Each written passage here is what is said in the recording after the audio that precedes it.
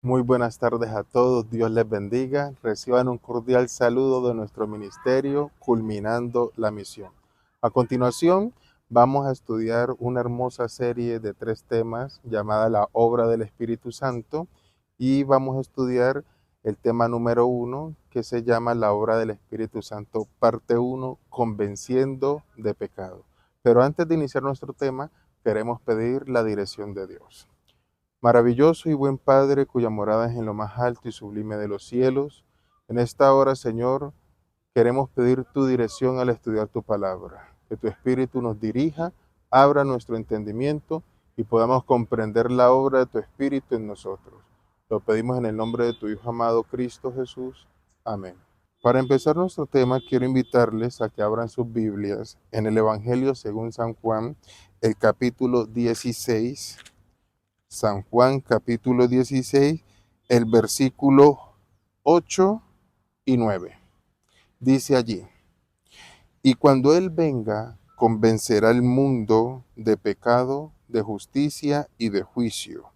De pecado porque no creen en mí. Todos sabemos que la Biblia da unas definiciones de pecado. La transgresión de la ley es pecado, el que sabe hacer lo bueno y no lo hace es pecado, todo lo que no proviene de la fe es pecado.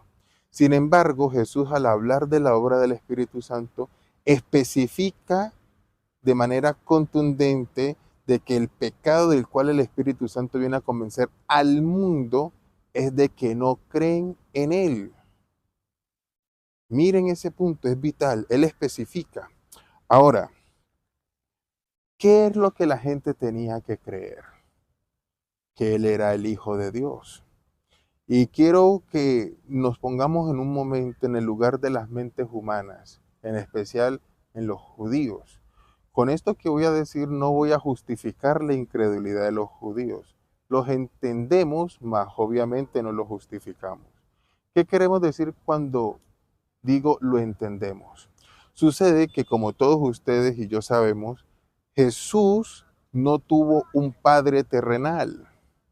Sí una madre, pero no un padre. Es decir, Jesús fue nacido del Espíritu Santo, fue engendrado en el vientre de María, ¿verdad? Y fue traído a este mundo.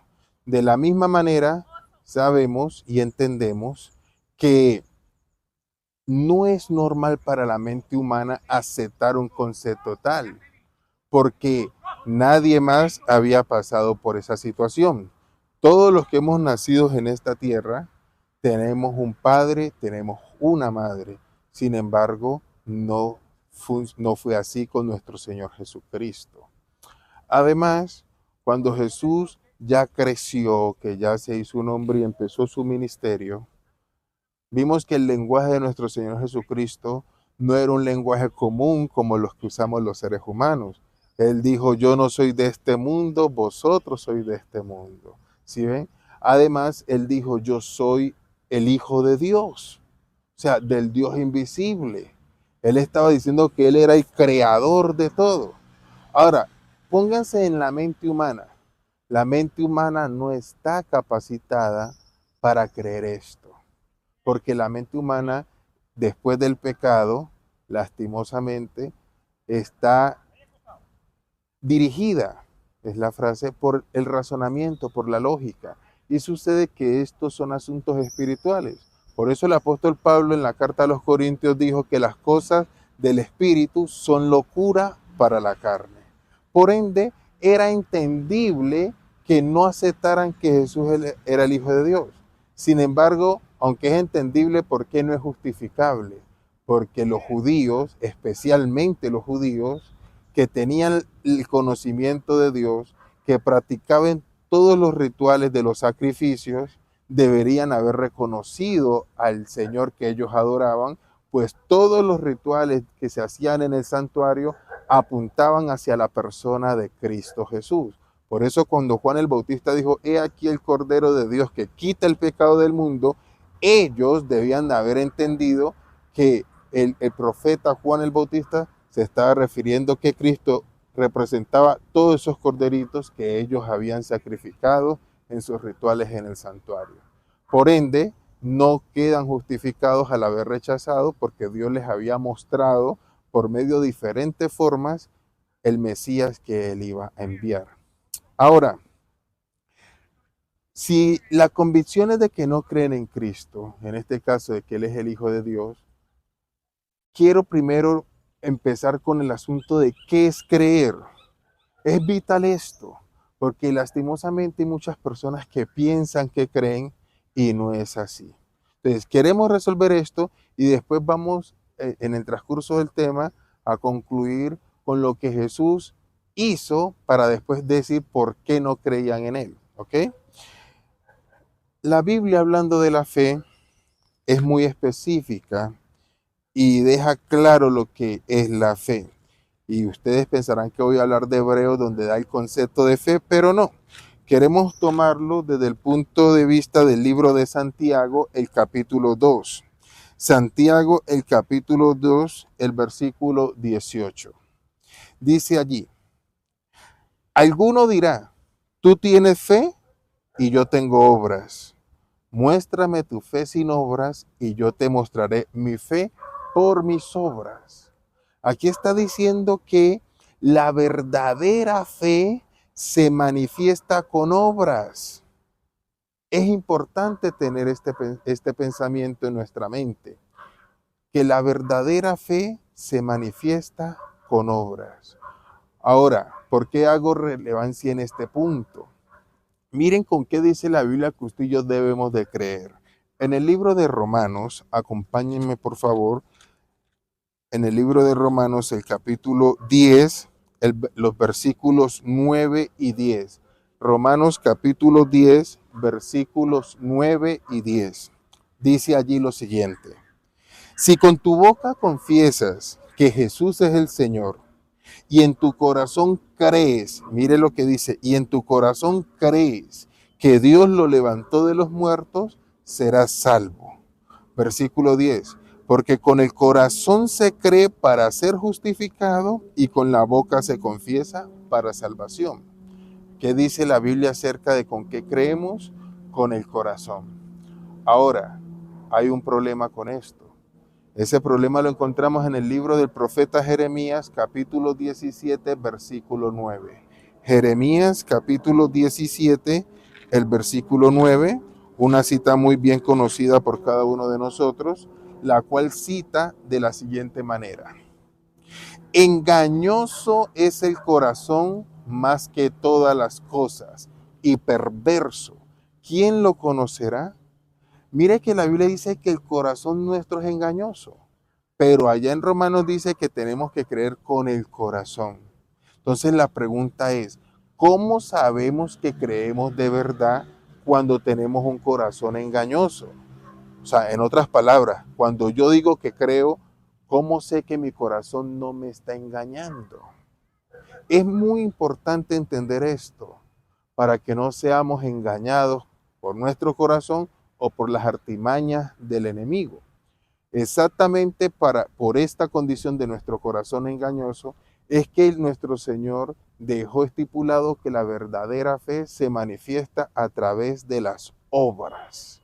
Ahora nos preguntamos, ¿cuáles son esas obras? Bueno, déjenme decirles que no son obras que nosotros nos tenemos que inventar, no, sino que Dios en su sabiduría ha dejado que la fe vaya incluida de una vez con la obediencia, que es la obra. Para ser más exacto, voy a dar algunos ejemplos respecto a esto. Todos nosotros, o los que profesamos creer en Dios, creemos que Dios es el creador de todo lo que hay, del cielo, de la tierra, del mar y todo lo que hay en la tierra, ¿verdad? Sin embargo, según lo que hemos estudiado aquí, dice, muéstrame tu fe sin obras y yo te mostraré mi fe por mis obras.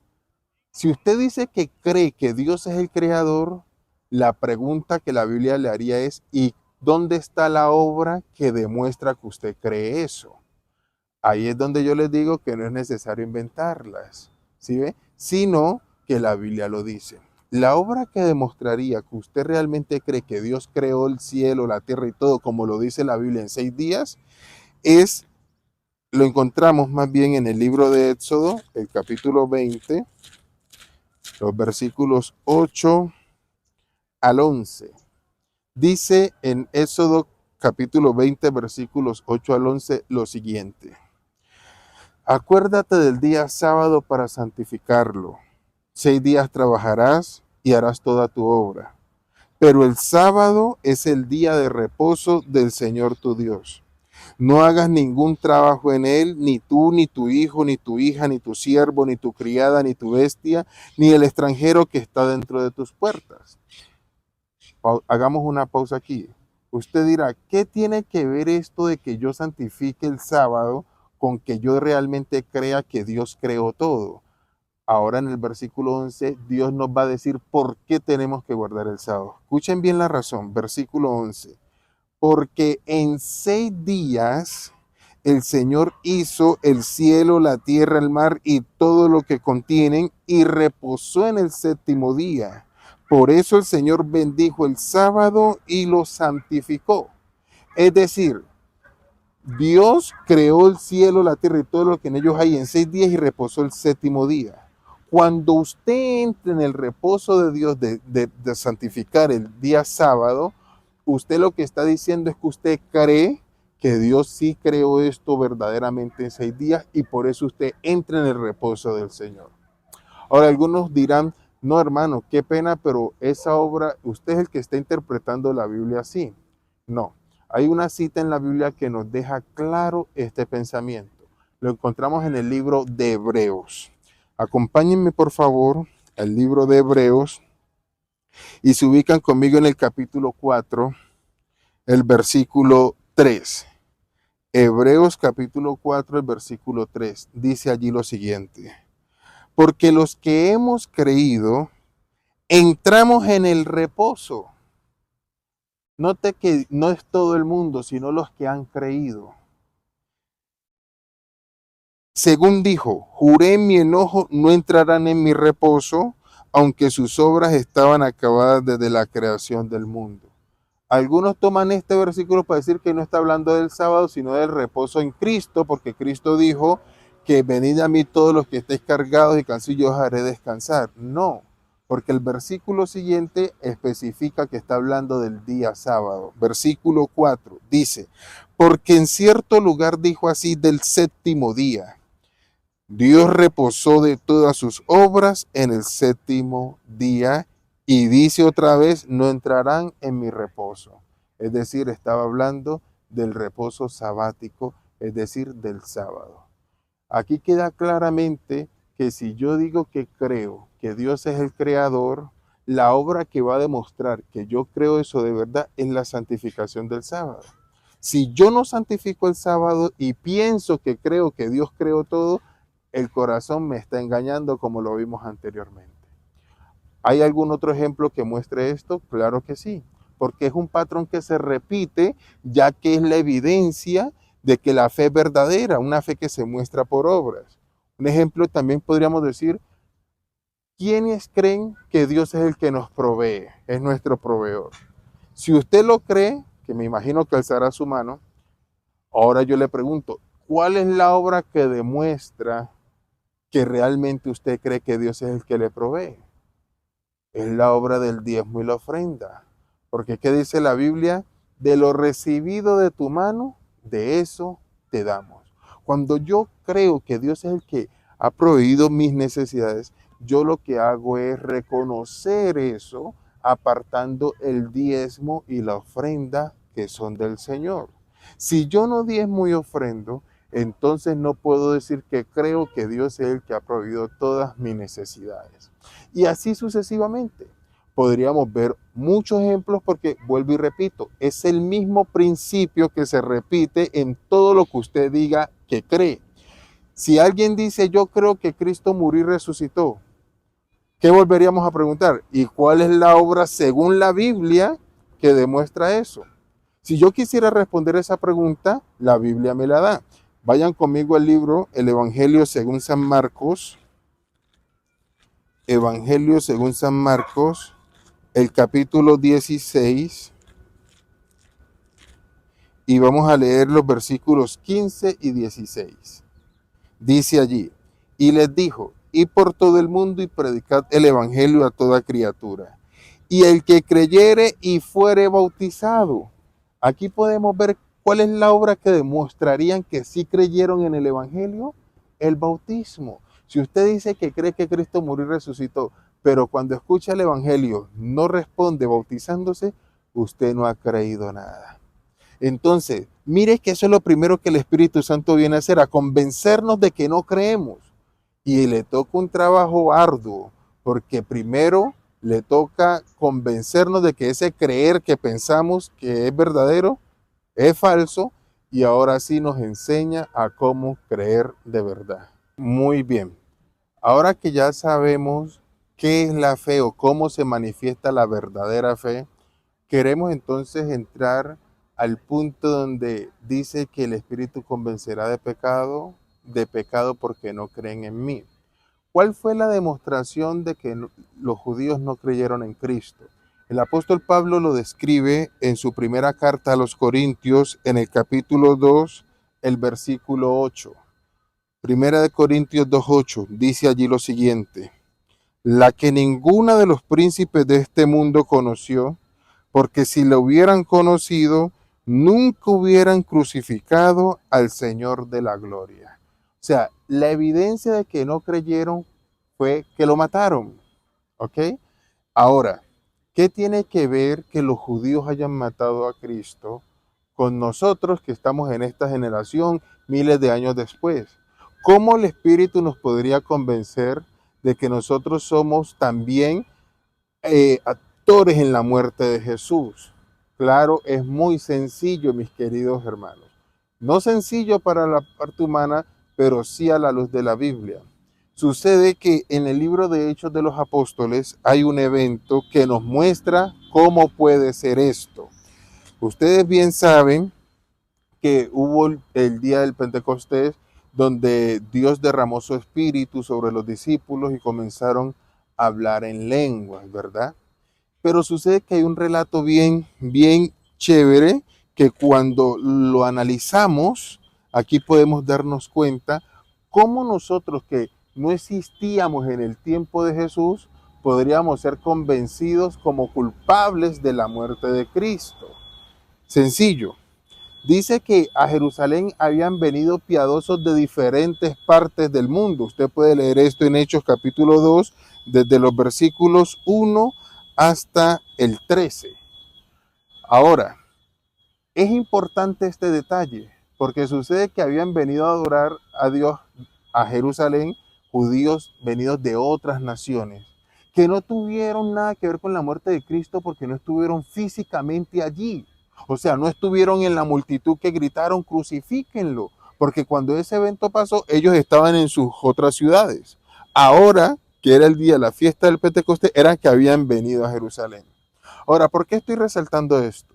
Porque a estas personas que habían venido de otros lugares, o sea, que no estuvieron físicamente en el lugar cuando Cristo fue crucificado, el apóstol Pedro les da un sermón y ellos, cuando Pedro les dice, vosotros crucificasteis al Hijo de Dios, ellos podrían haber dicho como diría cualquiera de nosotros, yo no estuve allí, ¿usted por qué me culpa? Sin embargo, ellos en vez de excusarse de que no estuvieron presentes, dijeron, ¿qué haremos? O sea, reconocieron que eran culpables. Ahora, la pregunta es, ¿por qué si ellos no estuvieron presentes en la muerte de Cristo? ¿Por qué si estaban en otro lugar? ¿Por qué estaban reconociendo que también eran culpables de que Cristo hubiese muerto? Por la sencilla razón de que, aunque no estaban presentes en físico, en cuerpo, sí estaban en espíritu. ¿Qué significa eso? Ellos sabían que si fueran estado allí, también habrían dicho, igual que sus compatriotas, crucifíquenlo. O sea, fueron humildes al reconocer que en su interior realmente no creían en Jesús y que también hubiesen sido partícipes de la muerte de Cristo. ¿Sí me hago entender con esto? Es importante entender esta parte, mis queridos hermanos. Así como los judíos que recibieron ese mensaje del apóstol Pedro y que no estuvieron presentes en la muerte de Cristo, reconocieron su culpabilidad porque sabían que participaban del mismo pensamiento que sus compatriotas, de la misma manera sucede hoy con nosotros. Aunque no estuvimos presentes en ese lugar, Cristo murió también por nuestros pecados. Esa es la verdad. ¿Y cómo tú demuestras que eres pecador? Sencillo. Quiero mostrarte en este momento cuál es la base del pecado. Déjame compartirte en esta última fase de nuestro tema para que permitas que el Espíritu te convenza de que realmente no crees en el Señor, para que te arrepientas y decidas creer. En el libro de Génesis encontramos el siguiente relato. Dios le dijo a Adán que podían comer de todos los árboles del huerto, menos del árbol que estaba en medio del jardín, cuyo nombre era árbol del conocimiento del bien y del mal. ¿Ok? Ahora, ¿qué dice la escritura? Que Satanás, o sea, la serpiente, le dijo a Eva, tomó las palabras del Señor y le dijo que si comían, no iban a morir. Escuche bien, que no iban a morir. ¿Qué fue lo primero que el diablo intentó hacer? Hacer parecer a Dios como mentiroso. O sea, decirle a Eva que lo que Dios había dicho no era cierto, por el contrario, que era mentira. O sea, lo primero que hizo fue insertar la duda, la incredulidad. ¿Y cómo manifestó Eva que le creyó al diablo y no le creyó a Dios? Haciendo lo que el diablo le dijo, que comiera. ¿Qué quiero decir con esto? Que la incredulidad es la base de la desobediencia. ¿Te quieres dar cuenta si eres incrédulo? Entonces mira si eres desobediente. Si has desobedecido a Dios, eres incrédulo porque la desobediencia o el pecado es el fruto de la incredulidad. Por ende, si tú has sido desobediente a la palabra de Dios, pones de manifiesto que eres incrédulo. Por eso en esta hora te invito, mi querido hermano y hermana en Cristo, amigo que nos ves, reconoce, permite que el Espíritu Santo te convenza de tu incredulidad. Dile, sí, Señor, reconozco que soy incrédulo porque soy pecador, pero ahorita quiero ser creyente. Ayúdame a creer. Y si así haces sinceramente en tu corazón, Dios te dará el maravilloso don de la fe para que le creas. Que el Señor te bendiga y te ayude a salir victorioso. Feliz tarde para todos.